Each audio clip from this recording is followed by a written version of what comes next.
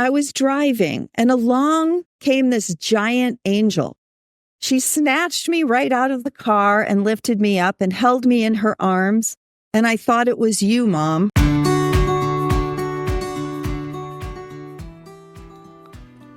Welcome to the Spirits Beside Us podcast. I'm your host, Chris Lippincott.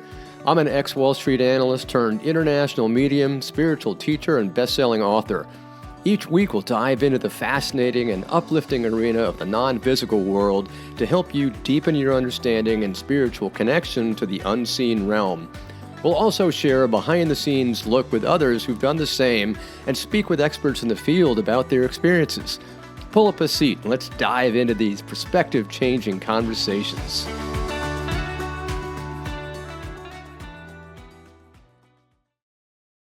Welcome, everybody. I'm so glad you're here. Welcome to another episode of Spirits Beside Us. And today I've got a wonderful guest, Mary D'Agostino. And Mary's got a wonderful story to share. And I really feel that she's so appropriate because she is a person who has had so many experiences on her side that I felt that she would be the perfect person to have on the show to talk about all these wonderful experiences. So, Mary, welcome to the show.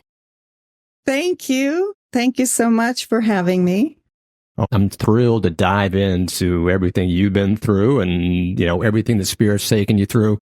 Because that's really one of the things that strikes me about you is that, you've been one of the people who has had, so many, I don't want to say unusual, but unique experiences that have really helped shape you and kind of taken you to a place where perhaps before it all happened, you were not thinking that these things were going to happen. So perhaps you can just start by giving us a quick synopsis of, your story and how you got here. What was it that specifically happened? I don't want to be a spoiler, so I'm going to let you take the baton and run. Okay. Thank you so much. I'm very honored to be here and share my stories as we move on in life. Grow older, there's more and more stories. So I will say that I've been a spiritual path or a spiritual journey, so to speak, since I was young. So those are that I always felt that connection to spirit in me, but I didn't always know what it was. And I like to start there just to give anyone listening and searching and wanting to connect with spirit as people who, your listeners are wanting and willing to do, to know that we all have that connection. And sometimes it's loud in us and sometimes it's subtle. Mostly it's subtle. And also most of the time our loud ego mind talks way over it. So we can't even, we're like, we'll hear it and then ignore it. Absolutely. And the world outside, it's a very loud world. That's even worse. Yes, with very specific beliefs on how we are to be. Mm-hmm. So as a kid, as I was, going through life and I was feeling energies of the trees and the birds and feeling it very deeply, and angels. So I had angels that I knew were around me, and I called them that because that was something outside that was okay to believe in. So I was taught certain religion that included them, but then everything else was off limits, and so sure. So as I grew, I wanted that connection, and I wanted it to be meaningful. And I would get little messages over the years of, oh, things are really not what people are telling you. Really? Yeah. Like, so you did, because it sounds like you had almost an identical kind of experiences as a child as I did, where you're feeling that energy from nature, from the trees, from the animals, and you're feeling it and you're connecting with it to the point where you feel like you want to talk with it, and you're talking with that energy, with nature, just because you feel you can. You're not quite sure why. So it sounds like you had that very same experience that I did. Yes. Very. Wow. Yes. And, as a kid, right, we're in our own worlds a lot, and we don't know any different until the powers that be around us that we're supposed to follow that path and be this way, get louder, right? And then and also by the time that as you're getting older, your logical mind, rational mind, is starting to take on that chatter that you've been hearing, and you're saying, okay, well, I got to be more logical and analytical, and this doesn't compute. Right. It didn't. Well, and luckily always, and I'm going to interject this one because I believe, and as I go through my stories, there's always a divine intervention, that divine soul, spirit, other, sixth sense experience that comes in somehow. And it made a mark on me and an impression. And then, and I know that was similar to you too, because then it kind of, they accumulate, and then some people you never put two and two together. But you have, our listeners are trying to do that too, to find meaning and matter and purpose in our experiences, right? So growing up, and I had a path laid out, and again, similar to your story, I'm going to now go be an adult, or go make money, I was told from my generation and my family of origin, you have to find a husband and go to college, find a husband, and get married and have kids and live happily ever after. So, but that didn't quite happen. I ended up... What a fairy tale, right? I know. Well, that was... Yeah, but you weren't going to live happily ever after, unfortunately. That's the thing they don't tell you. I know. It's kind of a lie. That's just what you're supposed to do, Anyway.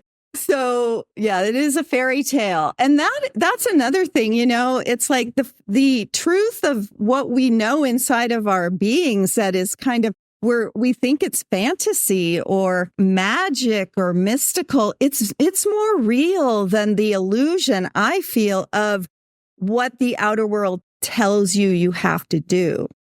Right. The ego mind, the logical outer kind of like, do this and you'll have this, do this. Sure. Then there's another part of us that is, for me, more real, more honest, truthful, more substantial. And that is what I was learning as I got older.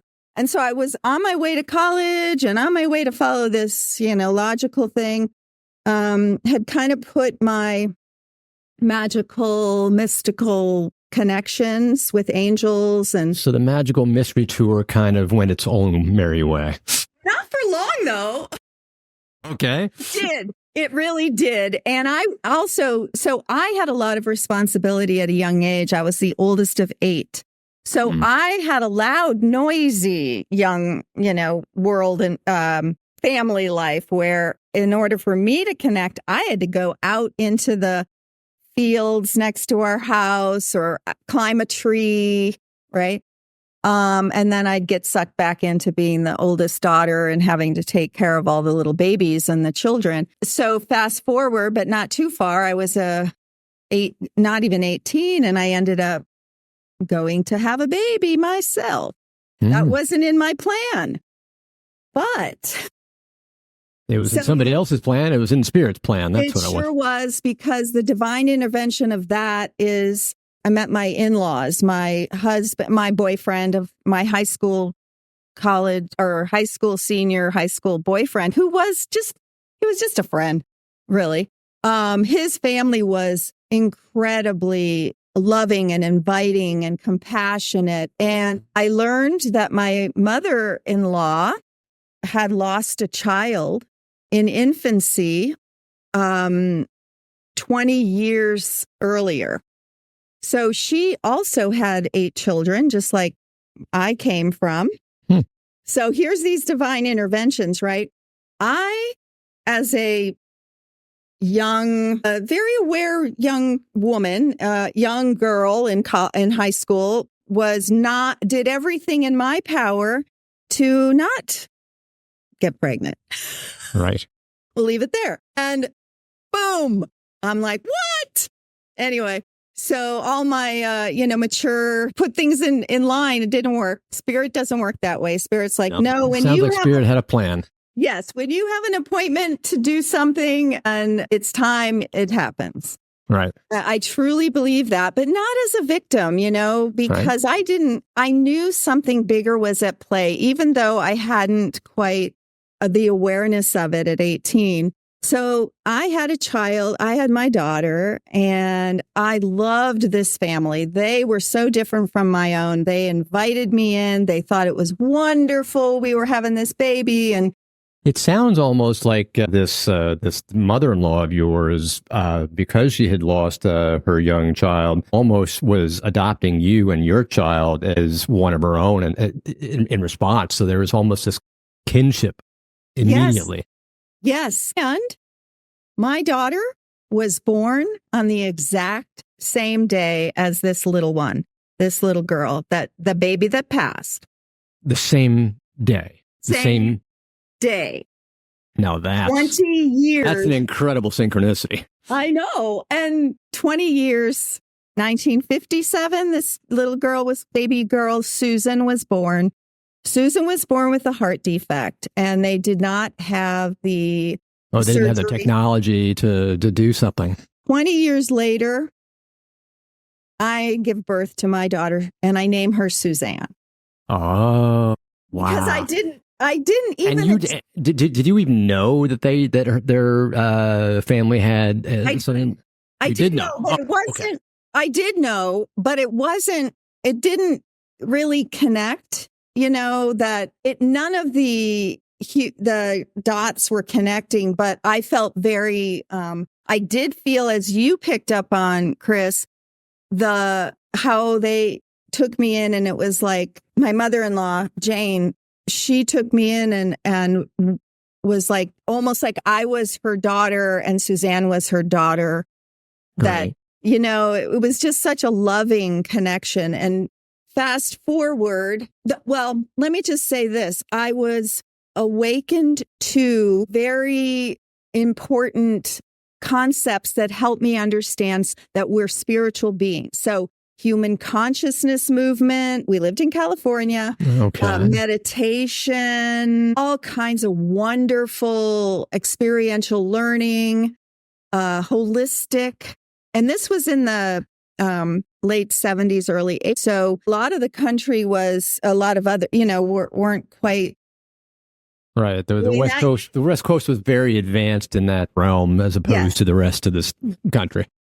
So we were delving into that, mother-in-law, daughter-in-law. We did a lot of things at the college that I went to, the community college, because I brought my daughter there while I went to school. We got the first childcare center built on a campus in California because of the need.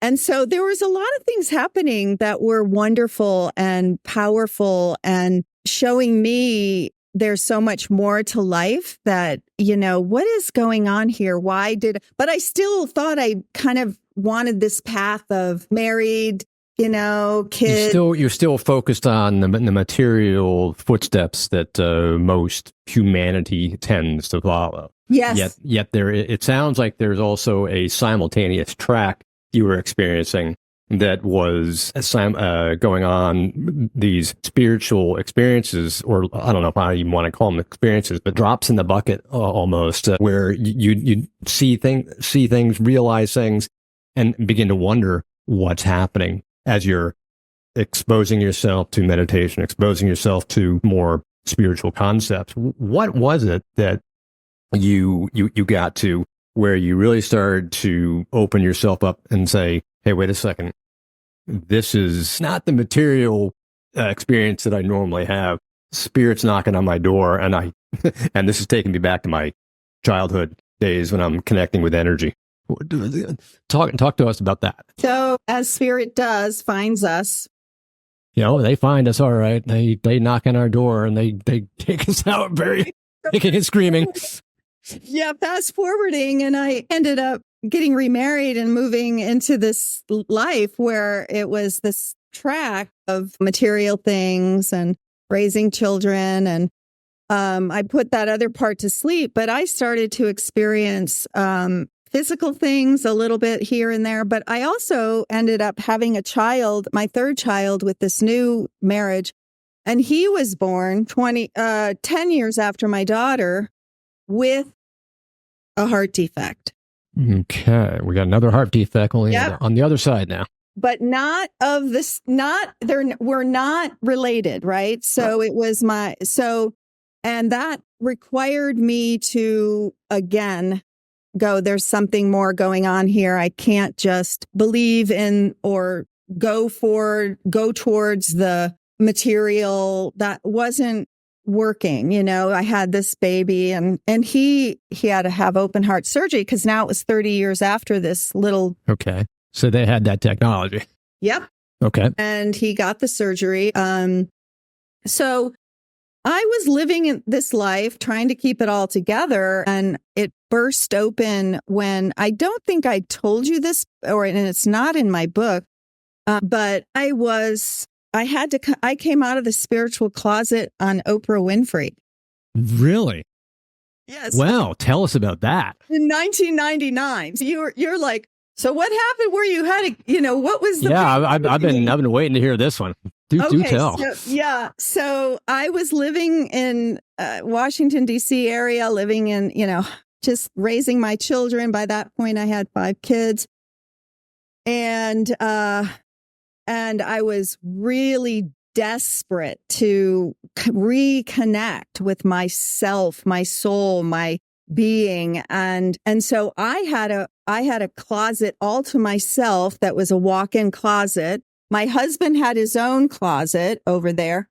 And but it wasn't quite as big as yours, right? No. Maybe about a quarter of the size of yours? No. They were the same size, Chris. He had a walk-in closet too? Yes. That's so unfair. I don't get that.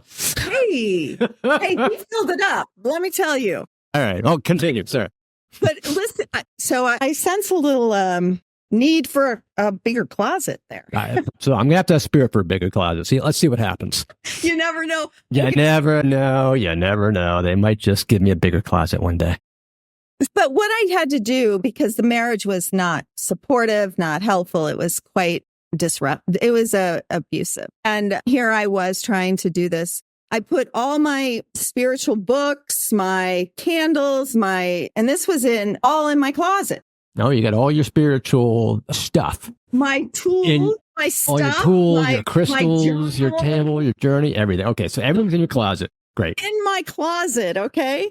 Okay. And when everybody would leave, the kids went to school, the husband was gone, I'd go in my closet, I'd take out my little books, I'd sit on the, and I would write, meditate, and I'd bring it back. Well, Great. What happens when you say yes to spirit? A little yes is the huge, huge gush comes through. It's the old, give an inch, they'll take a mile. Yes, they will. And all right, yep. Don't be afraid of that, though, because, you're ready. You got it. And so I read this book that I really loved, and the author was on Oprah. And back in this was in 1999. So Oprah was huge on TV and all that. And so I wrote to this author, and I said, I loved your book. Thank you so much. It helped me. I'm going through some rediscovery and da-da-da. Well, the author told Oprah's show called me and said, we're putting together a show and we'd like you to be a part of it. And so what happened was all these different divine interventions happened, and my closet, we filmed my closet, me, my kids, and they recorded my voice, and I was on Oprah, and my closet was on Oprah. Okay. And so I was like, okay, I'm out of the closet. You're literally out of the closet. My friends and neighbors were like, Mary, I saw you, and I didn't physically go there on the show, but I was on her show. So all my closet. All right. And then within a year or two, we moved to Colorado, and within another year, we were going through a divorce, and the divine kept intervening, protecting me and my children from the negativity and destruction of the marriage. Yeah. And so protected, so divinely guided out of that experience. There are so many divine interventions that happened, all allowing me to build my life, rebuild it in really with spirit as a foundation. Did you feel as all these divine interventions were happening, that your understanding, belief, trust in spirit was beginning to build, and you were becoming more trusting in spirit as all these little foundations, little bricks start building a greater and stronger foundation within your own mind? You're starting to realize this is becoming more normal. This is becoming more regular. This is something I can begin to count on, and I know spirit's with me, and I know they're working for me. Did you start to kind of, as they started to accumulate, you're like, this is happening. This is a real thing. Absolutely, Chris. That's exactly what happened. And I could even look back as, we kind of started back there as you have with your, sharing your story is like, oh, they were always bricks being applied. But then, yes, I built my trust in spirit, my spirit. And I started, when I went through the divorce and I had to figure out a way to support myself and doing my life work, I started to trust spirit more and more. And one of the things that I have always done was been a writer. And since I was a kid, writing and journaling and diary and all that, and a divine intervention that helped me, I was like, okay, I need physical, tangible support. I need to support myself and my children financially, but I want to do it in a way that honors me. So let me ask you this. How did you do that? That's kind of a wonderful kind of segue. What did you do? Did you verbally or mentally ask spirit, or did you just sort of say, okay, well, push me in the right direction? Or what were you thinking? How did you go about doing that, asking for help? What did you do? Very, very, yeah. So I started back into, as I sitting with, I call it meditation, and also do journaling. And so every morning or whenever I had time, I made it a priority that I would spend a little bit of time, whatever that may be, connecting with meditation and prayer. Okay. Meditation. So asking and listening. Asking and listening. I'm guided to say, how meditation is listening, receiving, and prayer is asking. So I started setting intentions.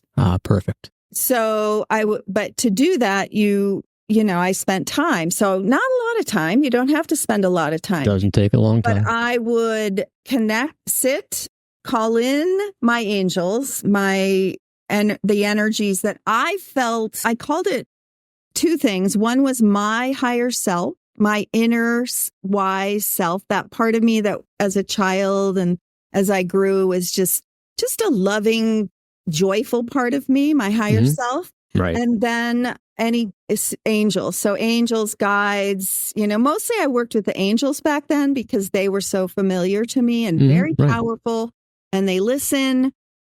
They don't mess around.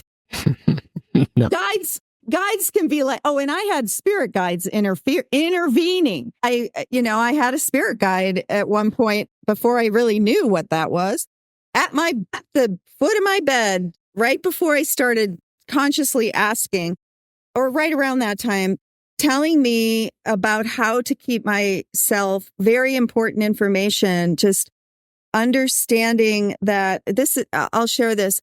The feeling of the guide came in and said, do you want to know what it will feel like when you pass, when you're no longer in body? And I said, yes, I know. And then I felt the most incredible relief. And I didn't, because I was really in my mind, I couldn't sleep, and it was bothering me, things with my ex-husband.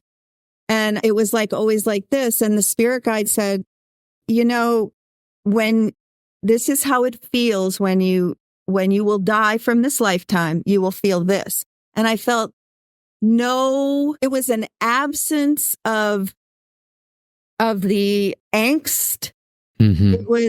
It was an absence of the continuous mind, our The mind. mind struggle, the pain, the mental anguish, the anxiety, the stress. Right. Absolutely, you said it well. So let me ask you this, because it's clearly your guide's giving you this understanding that all of a sudden all the human pain that we experience in this lifetime, whether it's mental, physical, or otherwise, all the problems that we're going through, trying to show you that in fact it's something that's that is just part of your meat suit, and that's all you're dealing with. And once you drop off that trench coat, you're not dealing with that anymore. My question is, how do you understand it to be a spirit guide versus an angel? Because you'd always been dealing with angels previously. So what was it that suddenly told you, oh, this is my spirit guide? So how do you differentiate? Yeah. So I'm going to say that I can, at the time, I could feel, suppose the spirit guide took on a very specific feeling of being, I don't want to say more human, but almost more like, I'm going to help you with a specific human concern. Mm. Well, that makes sense because yeah. Yes, it does. Because if you remember, all spirit guides once walked the earth. They've had many lifetimes. And the reason they're guides is because they can take their human experiences and teach us lessons based on their experiences and their understanding. So it's all the understanding experiences they've had as humans to give us that understanding and teaching. Whereas angels are not in that same realm. They're much higher. So they're going to give us more of a literal divine connection. Yes, they're not as, I don't know. Not as human. Not as human. They're not really dealing with the human aspects of us. There's this, yes, the spirit guide was so clear and so helpful and so to the point of what I needed. Mm-hmm. I needed to go, okay, I get it. I can let that go and know that this is happening just now in this lifetime. And I cannot focus on that. That is not if I continue to focus on something that is just going to cause anxiety, and I have things I have to do and they're important. And so, so connecting with angels, spirit helpers, calling them in, you don't even have to have those profound experiences. But if you I'm also became Reiki because I truly see life through energy and through, we're so connected. We have this heart energy that just wants to bring in love and wants to emit love. And so if you imagine that you have that and you invite in love and invite in all helpers of love, all ways of all the, spirit helpers, spirit guides, angels, whatever. And I did that. And then people are involved in that too, because right?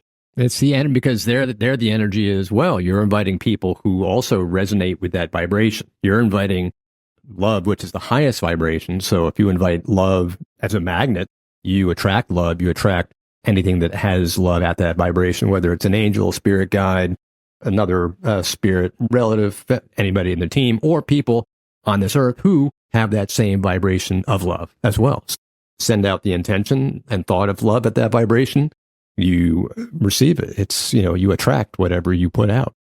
Yes. And it starts to, it also for me, and, even though I might not have felt worthy of it or, because that's a big thing. All right? humans do not feel worthy of love. Right. We're like, well, I don't know. Am I doing it right? And yep, exactly. And I'm not worthy. I'm not worthy. Don't I have to learn the secret of the Incas and have the right knowledge? Don't I have to be a guru somewhere up on the top of the Himalayas somewhere? No, we are our own guru in us. We have everything we need, and we do have challenges. That's apparently what we asked for before we came in. The funny thing is, I'm always thinking to myself, wait a second, I signed up for this contract. What was I thinking? Why did I sign for this whole contract? I was crazy. We don't have our same, we forget. Isn't, you hear that? And that's a big, it's remember who you are. Remember who you are. I mean, what fun would it be? What fun would it be if we remembered everything? We'd come here and we wouldn't learn any lessons. That's the whole concept, is that you're not supposed to know. You're not supposed to remember any of this, because if it's like saying, okay, if you come here and you already know all the answers, then what's the point? It's like the teacher coming by on the quiz and giving you all the answers. There's no learning. And we're not being punished. So that's a big thing to remember all the time. It's like, nobody's withholding anything from us. We want to discover something about ourselves in this process of this life that we truly desire, that we truly wanted to have. And for me, I can always bring it back to when I had spiritual awakening over those years up to this point of recent, it was through my love, my great love and passion, and what brings me joy. So giving birth to my children did, and that woke me up. And then writing and expressing myself and being free to pursue the things I, desired, which are all, things like this, working and helping others awaken. Absolutely. And find their light. So that's how you do it. You start by asking. Exactly. And set the intention. Yeah. And then I was answered, and I would run into people who would tell me, I would ask a question. I asked, why did this happen we got transferred here with my ex-husband's job, and what happened? Boom. The next day, one of his employees, I bump into her at the grocery store, and she's like, how are you? And she told me the backstory. So you don't understand all these things. Exactly. Pardon me? So you somehow understand everything as after you've asked everything. So it's like the information is delivered after you ask. When it's appropriate, too. Helpful. When it's helpful. Exactly. So what I always ask, and whether I started asking it then, I think what is in my highest good? Yes, 100%. Only that which is in my highest good. Exactly, 100%. And that's all they're going to give you anyway. Pardon me? That's all they're going to give you anyway.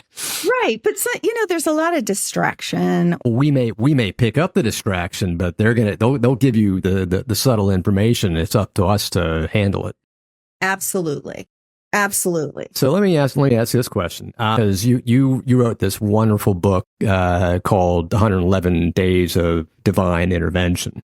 So let's dive into that, and that has to do with your son as well. So maybe we can go into that. How did that have perhaps one of the biggest openings into your spiritual journey, perhaps your spiritual awakening, as that unfolded? And that's clearly perhaps one of the biggest divine interventions that we've been speaking about thus far.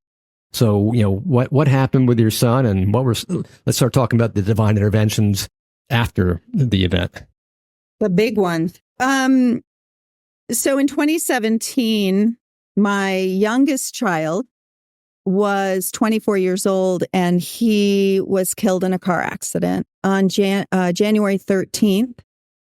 Friday the 13th. Friday the 13th. Another synchronicity, right?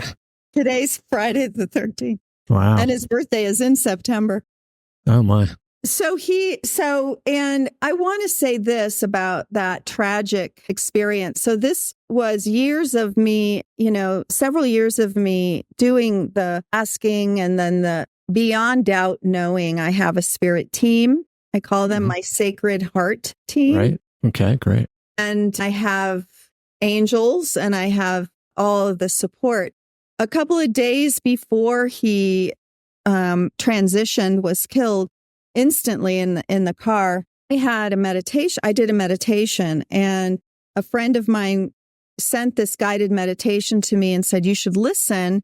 It's about the 111 angel portal. And I was like, all right, whatever. Even though I'm our doubting human brains. I'm like, okay, let's not make a big deal about this. Everybody's talking about the 1-1, whatever. There we go. Angels are there. But honestly, I'm a down to earth, practical, mystical person. It's like angels are there. You don't need a special number. But I really liked that. I was like, okay, I'll listen. So I listened, and in this meditation, I got upset. I felt the angels were pushing me forward through this portal, and I had to be very vigilant and go forward, and everything would be okay. But it was quite an upsetting experience. But I thought, okay, well, I trust. There's a reason. Trust the divine. So I put that aside, and I wrote about it in my journal, and I wrote about what I received in my book here, a little message like stay the core, stay focused, just keep going. You're going through this portal. And I was like, all right. So 2 days later, my son took a car out from the dealership he worked in and was speeding down a road and flew off the road and apparently died instantly, but was not found. So everyone went looking for him. The next morning, we get the message he didn't bring the car back, and very expensive sports car, by the way, of course, very him. But he posted something on the social media of him driving, you could see his hand on a steering wheel and the speedometer, and it went all the way up to 111. Oh my God. And just the same number as the angel number. Exactly. So when I saw that posted, okay, so I had the meditation going through the portal of 111. 2 days later, there's my son's missing. He posts 111, the 111. And I knew in my heart he went through the portal. Wow. And that he was gone. Okay. And that was my spirit self and all my, protecting my guidance and my angels, because I felt so calm. I knew. And then a minute later, I was panicked and I started to talk to him, and I said, where are you? Where are you? And that my son had a struggle for a couple of years, and he would often, throw me for a loop, and I'd have to, where are you? And I could feel him, and I saw him. I saw his face, and he's smiling, and he said, I'm okay, Mom, I'm okay. And I said, if you're okay, tell us where you are. And then it was around that time that they had found his car, and he had passed in the car. But the other thing with that was at the time that he did actually transition, which was the evening of Friday the 13th, took the car out, crashed, wasn't found till the next morning, right. Got word the next day. At that moment, I was in a session with clients doing my intuitive work with them. And during that session, I all of a sudden had a vision of a huge goddess-like figure in the sky, reaching down and picking up stars from the planet and putting them back up in the sky, and picking stars off out of the sky and putting them on the planet, on the earth. And in that vision, which I have those visions for clients, and this happened to be a couple, a husband and wife that I had worked with before this time. And I said, I just saw this vision, and we all looked at each other and knew it wasn't for them. Wow. And they were like, okay. And I said, wow, that was powerful. And so that was the exact time that my son was transitioning. So this goddess is taking the star off the planet Earth and taking that star being your son. Yes. Yes. So putting all the little pieces together was not until about a month later. and I was out walking. So I wrote this book of 111 days. So because of the 111 being so profound. And it was a month later that I was out walking, and I was talking to my son. And by the way, I highly recommend this.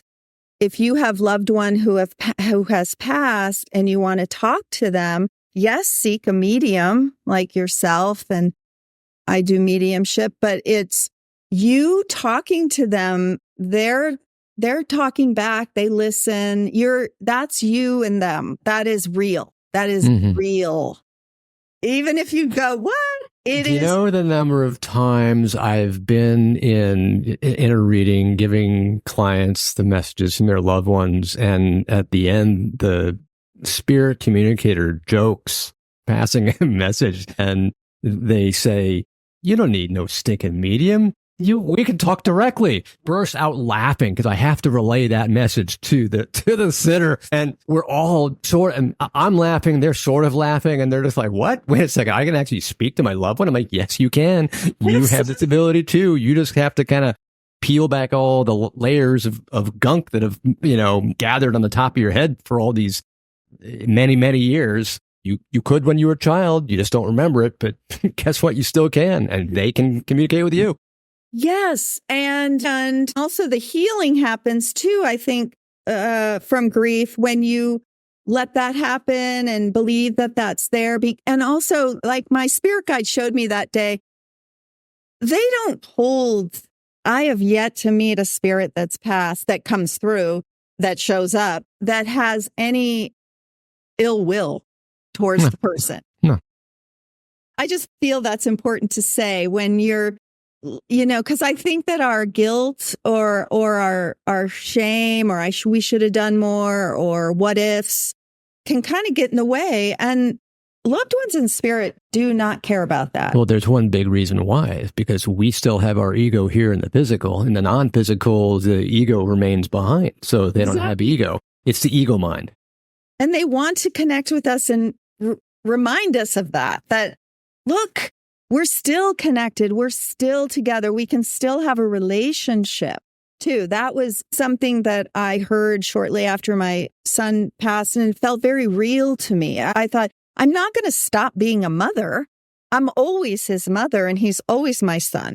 And that bond of love is never going to break. Never, ever. It is so strong and powerful that it broke through everything to give me an even stronger bond with soul, with spirit.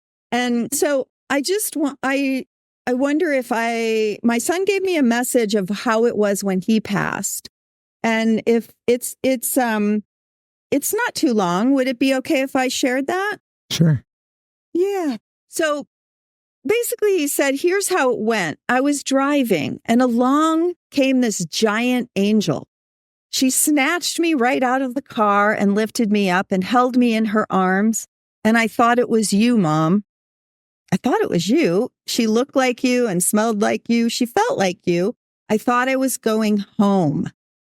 She held me and watched. We watched the car just for a minute, but then she took me somewhere and I was held in love. All the love that goes on and on. She was your love and my love and all the love I ever felt. And then it goes on, but I'll just say that he then told me that he said to me, was all a part of the plan to light up this love again in our family, to make it this love, the strongest. He said, more like remembrance. We forgot, but you didn't forget, Mom. You never forgot love. You fed me love, Mom. So much love. Thank you. And then he said that I was supposed to, my angels were telling him that I need to be fed love. Oh, wow. That's powerful. So this was, would this come through like in journaling or? Yeah. Yeah. So I was out walking and so I can't, automatic writing is something I've done naturally for many years. But that's a very helpful tool that people can start to play with.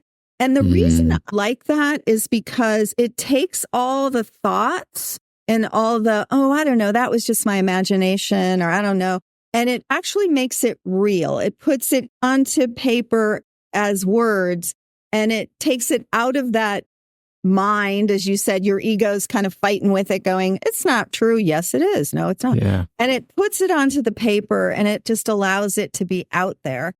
Yeah. And then you feel it's a healing, it's a release, and it's also a manifestation of what really is happening for your spirit, right? Yeah, and one of the things on that, one of the things that I found, because I tell people to definitely to do journaling, to do writing, and to even if they're really feeling like they're struggling and their ego mind battling them, say, okay, write a question to perhaps your higher self or to whatever power you feel is connected to you in some way that resonates with you. Ask a question, meditate on the question, go back to the journal, and just start writing whatever comes to your mind. And this free write, and start doing this over the course of, say, 7 days. And you'll start to notice that as you're going back and writing every time after the meditation, the language of what you write slowly starts to change. And by the end of 7, 14, whatever day, how many more days, you'll start to realize that toward the end of that period, it's no longer you writing. It becomes less you and more spirit. And you're really getting an incredible automatic writing connection if you just practice it and allow it. Because in the beginning, you're like, oh, that's me. That's my mind. But if you keep on doing it and you keep on allowing it and you keep on trusting it and you keep on meditating on it, you'll notice that all of a sudden it shifts to the point where you just close your eyes and next thing you know, it's free writing and it's not you anymore. You're like, I don't write like that. You look at it and you're like, wait a second, who is that? It's your higher self. It's your, with the guidance of your soul. And yes. And then, so going back to what I originally was divinely inspired or intervened to do back in, 20, whatever, how many years before my son passed, was I started journaling groups and writing and journaling, and I still teach, facilitate. And that is exactly what you said. It is so, it's a way to really connect with your higher self. And then I write love notes from spirit. So I'll take the name of the person, the loved one who's lost, their name and the relationship. And then I write a love note because I'm just the channel. Yep. And then that person receives the note. And that, how you were describing the writing, it's a tool, but it is also a beautiful way to connect. Absolutely. And to connect with to learn and have a relationship, start to build that relationship. That's how first it's just you and you're not quite sure. And then after a week, it doesn't take a long time. You start to go, oh, that's part of me. I want a relationship with that part of me.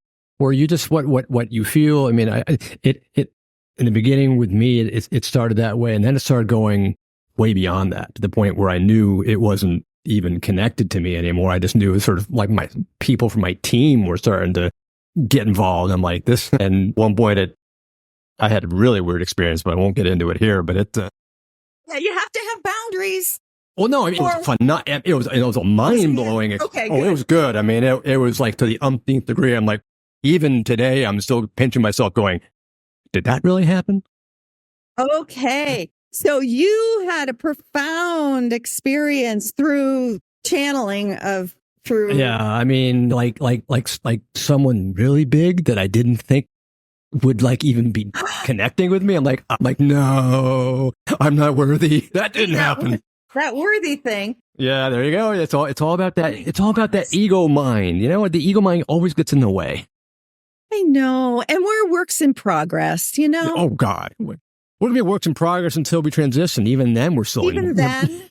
Yes. And I've learned, from my son in spirit. So he's very, very, very loud, very loving, very same energy that he had when he was alive.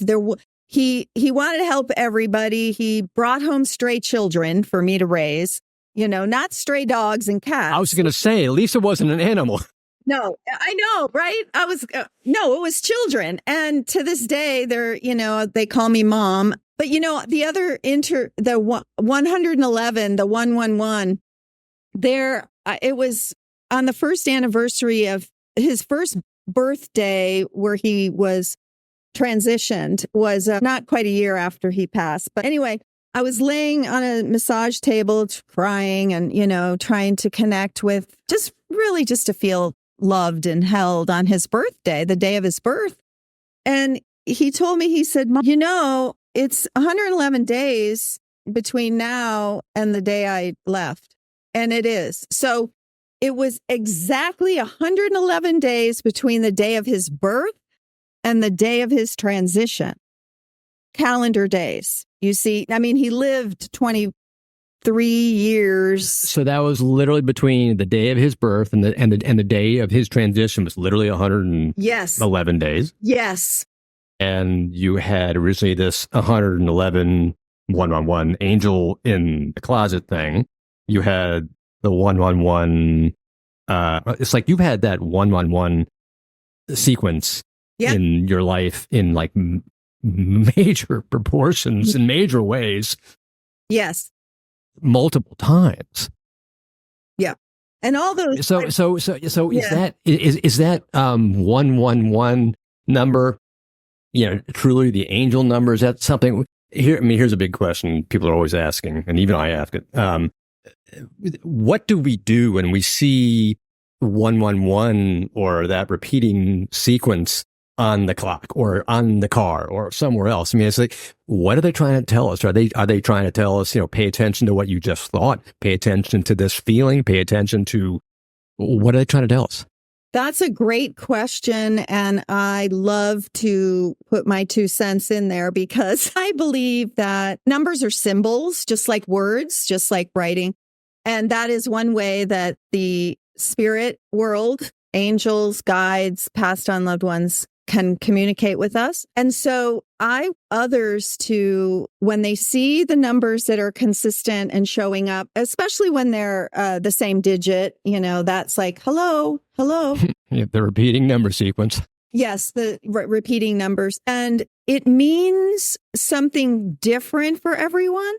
So, it is basically, it's pay attention. The spirit world of the other world, your 6 senses are trying to talk to you. So pay attention and then be on a discovery kind of mission. Again, ask, open, say, what is this? What are you, guides, spirit, angels trying to tell me? And then you will get messages. You'll get even more. So when you see the numbers, look and see what's going on around you. Yes, what were you just thinking? If you look it up, there's all kinds of people who, there's specific people who have written books on it and said, this is what it means. And that's what it means. And I did find a book that resonated. A person who wrote a book, Alana Fairchild, she does a lot of oracle cards and she resonated with me, her messages in the numbers, but I still have to trust. It's that building the foundation. Your guides, your angels, your higher self will give you the exact meaning for you. You just got to ask.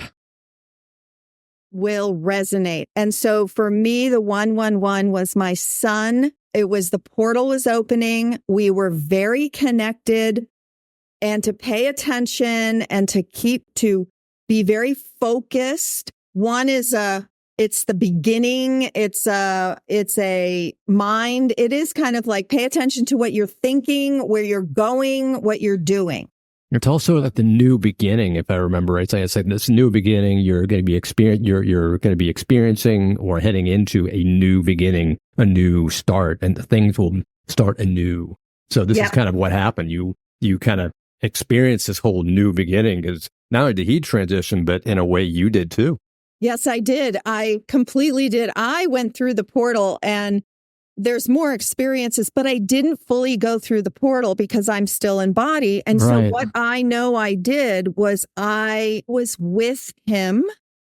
I had what I have learned that it's called a shared death experience. So Talk about that. That sounds interesting. well, I did say what happened was I was in session in my healing room, in my space with these people, but I loved and trusted these clients. Oh, so that was the time with the angel Was okay. Yep. Got it. He came to me a month later. My son, I was like, what happened when you died? I was really wanting to make sure he didn't suffer, Right. which is so much of what parents need to know when their children die before they do. And so he came and said, you lifted me up, you held me, and I thought it was you, and you picked me up, and everything he was saying resonated because he would come in the front door of my physical home and he'd be like, oh, I'm home. And I'd hug him, I'd feed him. And so in the shared death experience, my energy had been told 2 days before when I was in that meditation, open up and get ready because your son is going to transition. Your baby is going to go into the portal and you won't be with him physically, but you're going to be with him in your energy and soul and spirit. This is your soul contract to do this with him. Yeah. And I can't tell you how both, well, excruciating, but also how much that meant to me as a human and as a soul, my soul. I know it from the depth of my being that is what I needed to know I was doing too. And I knew it. So Right. I was with him. There's other things that happened. Like after that, the clients left and I sat there and I opened my phone and I looked at a picture of him on his birthday, 111 days before, and singing. We were singing. And so I know energetically was with him when he passed. And that's a shared death experience. Right. Some people have them together in the same room. Right. Some have them in different rooms. It's always different. And so I didn't go into the afterlife with him. Right. Well, But obviously, we wouldn't be speaking. If we were speaking, that would be very interesting. I would love to have a guest who is a spirit on my show. I haven't had that opportunity yet, but hopefully one day I will. Then you're going to, you want to invite a couple of these spirits? No. I know, no, but that's like, I want us to know that also, because I have studied spirituality over, and when you open if you want, and you're guided to what your soul wants to experience, right? On this as a human. So I knew what I've studied, journeying and shamanic work. And it was like, my gosh, this is it. So let's do that. So great. So in the final moments that we have, if you were to reach out to a listener, what would be your biggest piece of advice that you can think of that you can share that would be meaningful for someone listening in? Well, I would say through everything that we got to share in this time together that I can feel the excitement and the joy or with your listeners to open to spirit. And so I would invite them to do that in a simple way. Start their relationship with their spirit, their soul, their higher self, or to continue it and to not hold back on what you want, like to go for it, and to know that there is only love there for you. So I personally have gone through a lot. Like my story is quite big, but we all have that. But I just don't want anyone to be afraid or hold themselves back because you will be met with so much love, so much love is just all around you. And all you have to do is ask for help, ask for guidance, and then notice what comes and ask for more. And that's what I say with synchronicities and magic and miracles that happen. That's a way of life. It's kind of it's a trust, but it happens little by little. Yeah. And ask. that's great, because that's one of the biggest things I always teach my students, especially medium students, but just basic spirituality, people who are kind of on their spiritual journey, and I'm kind of teaching them. The biggest thing that we can offer them is the phrase trust and surrender. Mm-hmm. Trust and surrender. And when you begin to trust what you're receiving and you surrender to what you're receiving, and you're not demanding, you're just surrendering to what's coming in, all of a sudden it's laid out for you like a red carpet and right before you. And like, yeah, I wish I had done that earlier. Yeah. Surrender is so beautiful. It has like for me, it's like being in the flow. Absolutely. Being in the flow of the energy and receiving. Mm-hmm. Yeah. Right. Trust and surrender and let it lift you. All right. Well, great. Well, Mary, thank you so much for being on the show today. I really enjoyed having you. And how can listeners get in contact with you if they want to know more? Yes, thank you. They can visit my website. It is has everything mostly that I do. I write weekly energy updates on Substack, but you can find all through my website. It's my name. It's MaryDagostino.com. All the things I do, I would love to have you visit. Great. Yes, a healing portal. Thank you so much, Chris. Thank you for having me. Thank you so much for being on the show, Mary. Been a great help. And everybody, thank you for listening in. Hope you got some nuggets of wisdom that can help you on your journey. And until next time, this is Chris signing off, sending you love and light. I will see you next Wednesday. And if you have anything that you want to know, or any questions or people that you'd love to hear on the show, definitely write in, because that's why we're always here. We're here for you and sending you assistance and love. So by all means, try to, just, if you like the show, if you like what's happening, like us, subscribe, and we're always here. So again, I will see you next time. Bye for now. I hope you enjoyed this episode of Spirits Beside Us. Make sure you head over to the show notes for all the links and information on this week's episode. You can check it out at spiritsbesideus.com. If you love this episode as much as I did, head over to rate and subscribe so you never miss an episode. Also, if you're looking for a community of spiritual seekers like yourself, make sure you join my Facebook page, Spirits Beside Us Podcast on Facebook. This is Chris signing off, sending you love and light. I can't wait to connect with you again on Wednesday.